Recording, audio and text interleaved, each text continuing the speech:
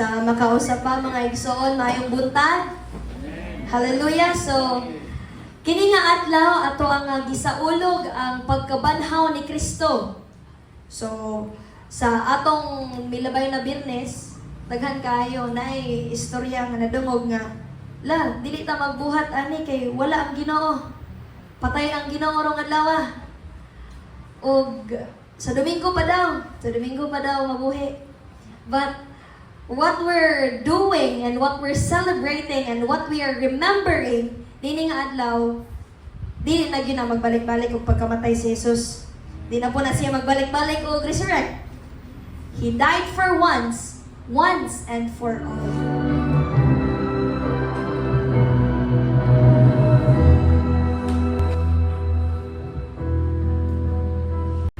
So, He also resurrect once and for all.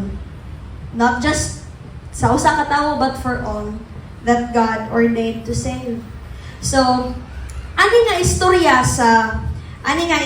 sa Juan Kapitulo 20, versikulo 11 hangtod sa 16, kini naghisgot sa kinabuhi ni Maria nga diin siya naghilak tungod kay napalgan niya nga ang lubnganan ni Kristo wala na ditoy unod. Sa wala pa kini si Maria naghilak ang tanan nga disipulo mitanaw og ilang giadto dito kung tinuod bagayod nga wala na ang lawas ni Kristo. Ug sa ilang pagkakita wala gayud. Og nakita nila ang linen nga cloth na kapilok ibabaw sa lubnganan o gihigdaan ni Kristo. Og si Maria nagapabilin dito. She was weeping. She was crying tungod kay lagi wala na ang lawas. Wala na ang iyang nakita. Wala na ang iyahang nga Ginoo nga gialagaran nga iyang makita sa iyahang nga mga mata. Kaysa wala pa kini mahitabo ni nga mga panghitabuan nagistoryahanay na sila ni Jesus og sa iyang mga disciples in John chapter 6 verse 68 nga dito nagingon si Pedro dito nga asa man mi paingon nga naaraman nimo Jesus ang kinabuhi ug naa nimo ang kinabuhi nga walay katapusan. Ug sa gihisgutan ni Jesus dito nga diin siya mobiya og moadto sa iyang amahan, bingon sila nga mukuyog sila. Ug di pud sila mosugot nga mawala si Jesus. Di sila ganahan nga ang physical body ni Jesus mawala uban nila kay gusto na sila nga kauban nila si Jesus. Gusto nila nga makita nila, ma-feel nila, o ilaha nga makikistorya physically eye to eye sa ilaha nga pagkinabuhi. Mo ilang ganahan nga masinati. Og in verse 20, verse 9, nag-ingon diri, wala gihapon sila makasabot sa bahin sa kasulatan nga nag-ingon mabanhaw siya. Mao nga, sa ilaha nga pagbati, nakabati sila glabihan nga kagulanan. Sa ilaha nga pagbati, naguol sila pag-ayo kay gibiyaan sila ug para nila ang kinabuhi nga walay katapusan mawala usab nila kay si Jesus mawala man nila. Mo'y ilaha nga pagtuo. Tungod kay ang huna-huna sa tawo bisan gyud gipag-unsa pagpasabuto ni Jesus, bisan og nakauban nila si Jesus every day, every second sa ilaha nga ministeryo, wala sila makasabot tungod kay lagi wala pa nila gayud masabtan sa tinuoray kung unsa ang mensahe sa kaluwasan ni Kristo. Mauna nga sa ilaha nga kinabuhi nakabati sila kagulanan, sa ilaha nga kuan nakabati sila nga gibiyaan na sila wala na sila'y paglaom. Wala na sila'y paglaom kay wala na nila makita. Wala na nila makauban si Jesus. Gani sa kinabuhi nato igsoon sa ato ang pag kinabuhi nining kalibutan na we are also lost. When we do not see Christ sa atong kinabuhi, kadtong panahon nga wala pa nato ma-encounter ang Ginoo sa tinuoray sa atong kinabuhi. Lost kaayo ta. Lost because ato rapod nga gipadayon og tahak ang dalan nga diin dili padulong ni Jesus. Sa kinabuhi nila, wala nato makita si Jesus. Though we know He is there, but wala nato nakita, wala nato gisunod si Kristo. Kay lain nga dalan ang ato ang gisunod. That's why sa ato ang kinabuhi mga igsoon, kanunay gyud ta nga sa panahon sa kagulanan, sa panahon sa kasakitan, sa panahon sa mga balatian, atong mga kinabuhi, murag paminaw nato, wala nagyoy paglaom. Sa panahon sa problema sa atong mga kinabuhi, atong gihuna-huna ay wala nagyud ni. Wala nagyud ni kagawasan ning sitwasyon na tungod kay ang atoang nga mga mata ug atong panghuna-huna ug kasing-kasing, wala pa si Jesus na himugso.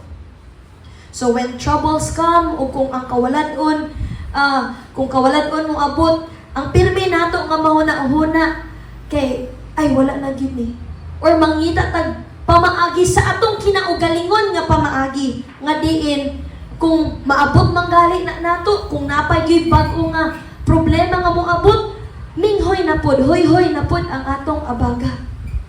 Though masolusyonan ang usa ka problema, ug moabot na pod ang lain, murag daw atong huna-huna, wala na gyud ni katapusan, murag pirti na gyud kay ning kapuyan. Wala na gyud ni paglaom. Wala na gyud kini katapusan kini nga kalisdanan nga nabati. So mao na ang kinabuhi igsoon kung wala si Kristo diri sa atong kinabuhi. Kita kay nato na feel kaayo nato na. Og mao pud ni ang nabati nila ni Mary tungod kay feel sab nila wala na ang ilaha nga Savior nga kauban nila. So the first natay upat ka punto nga ato nga hisgutan niining adlaw. So gikan sa John chapter 20 verse 11 to 16. The first point is Jesus meets you in your grief. Jesus meets you in your grief. Pagkahuman ni Mary og hilak, pagkahuman ni Mary og pagbangon tungod kay lagi wala na si Jesus sa iyang atubangan, wala na. Ditungha si Jesus. Tungod kay mao kana ang gisulti sa kasulatan nga siya pagkahuman sa tulo ka adlaw mabanhaw. Aron matuman ang kasulatan nga ang tanan usab nga gikan sa patay sa pagpakasala mabanhaw sa pagkinabuhi diha kang Kristo. Mao kato ang indication sa resurrection ni Jesus. So, in times of our grief sa atong kinabuhi, isip usa ka Kristohanon karon. In Psalms chapter 46 verse 1 nag-ingon, ang Dios mao ang atong dalampanan ug kusog, andam siya kanunay sa pagtabang panahon sa kalisdanan. So, when Jesus meets us in our grief, sa ato nga kasakit, sa ato nga kagulanan, sa ato nga dili maayo nga pagbati nga daw, grabe na kaayo nga makabugat sa atong kinabuhi, si Jesus, mumit siya nato ana nga sitwasyon na. Ug mao na ang iyang promise. Dalampanan, sa tanang panahon si Jesus, ang dalampanan, muayang saad, ug andam siya kanunay sa pagtabang sa panahon sa kalisdanan. He is our ever-present help in times of need. In English, ever-present help. Ever means sa tanang panahon. Presente si Jesus sa tanan nga panahon. Dili man nato siya makita, dili man nato siya madungog, di man nato siya ma-feel, but the Lord is continually working. The Lord is at work every second and every hour of our life. Bisan di pa na nato ma-feel. Bisan isip pagkakristohanon, makaingon man ta nga, ay wala na guro ni kasakit, but no, naagi hapon ang kasakit. Kaysa kinabuhi usab ni Kristo sa iya nga pagluwas kanato, niagi siya sa kasakit. So we must never expect sa atong pagkakristohanon, sa atong pagkinabuhi nining kalibutan nga wala na kasakit, kagulanan ug pagbati nga hilabihan na dili gyud nato madala. Naa gyud na igsoon. But the promise of Christ, the promise of God is siya atong dalampanan. And andam siya sa pagtabang kanato. He is always prepared. Andam, when we call upon Him, kung mutangop ta ni Kristo, kung mutawag ta diha niya, andam gayon kanunay ang Dios. He is always there. Sa ikaduhan nato nga punto igsoon, Jesus knows you. Si Jesus nakaila kanatong tanan. In Psalms chapter 139 verse 1 to 4, Nag-ingon din higsoon, O Ginoo, gisusi mo ako og nakaila kagayod ka nako. Nasayod ka sa tanan kong gibuhat. Nasayod ka sa akong gihuna-huna, bisag halayo ka. Gisusi mo ako, nagtrabaho man o nagpahulay. Naghibalo ka sa tanan kong buhaton, bisan sa dili pa ako musulti o Ginoo. Nasayod ka nga ng daan sa akong isulti. So, God knows each one of us.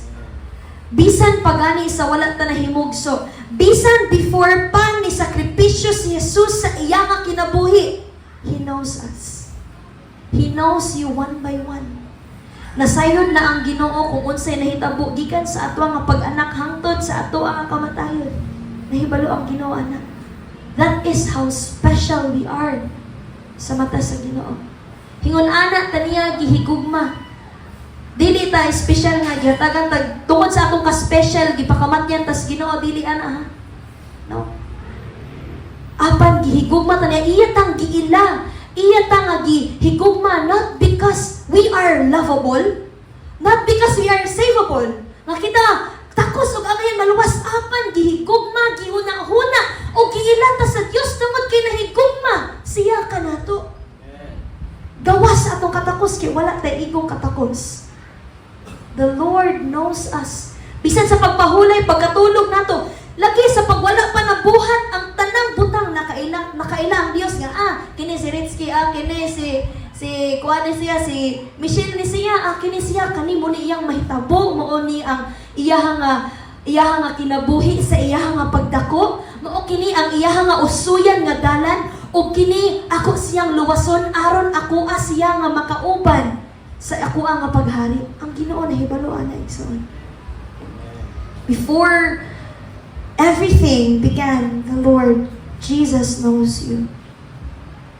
He knows you. And because He knows you, He called you. Gitawag ta sa Ginoo alang sa iya nga kahimayaan.